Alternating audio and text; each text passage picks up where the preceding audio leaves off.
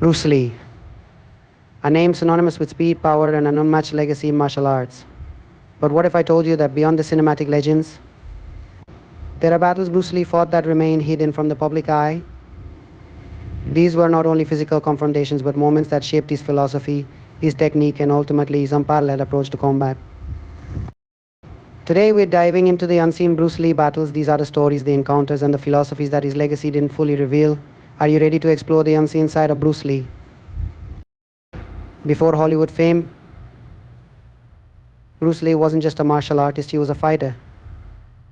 Growing up in the crowded streets of Hong Kong, Bruce engaged in a number of street fights, some of which were never talked about in public. These weren't choreographed stunts or sparring matches for the camera. These were raw, no-holds-barred encounters that tested his skills in real-world conditions. Bruce didn't just learn from teachers. He learned from the street. He always said that the street is where you find out what works and what doesn't. These street fights were pivotal in shaping Bruce's philosophy. He didn't just train to perform, he trained to survive.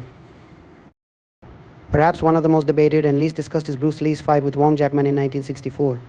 It's a fight that has been shrouded in mystery, and over time, details have been distorted, romanticized, and even erased.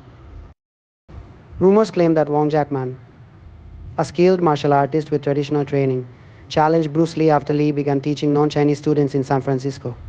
This led to a private fight between the two, but what actually happened remains unclear. Some reports suggest the fight was evenly matched, but Bruce Lee, known for his explosive speed, adapted and overwhelmed his opponent by using his concept of Jeet Kune Do, a style that focused on adaptability and practicality. The fight wasn't just about brute strength, it was about adapting, using what works and discarding what doesn't. Bruce Lee always said, absorb what is useful. He didn't just fight, he learned. Another fight that never happened but is often speculated is the one between Bruce Lee and the greatest boxer of all time, Muhammad Ali.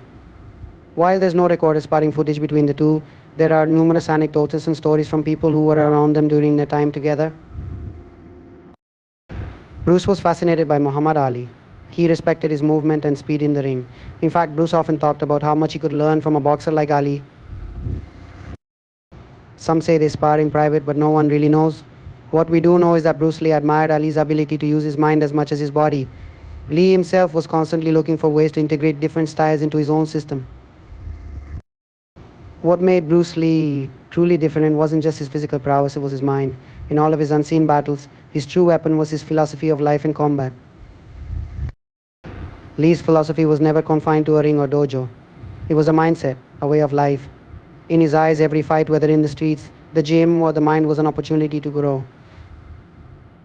Bruce Lee didn't just want to win, he wanted to understand.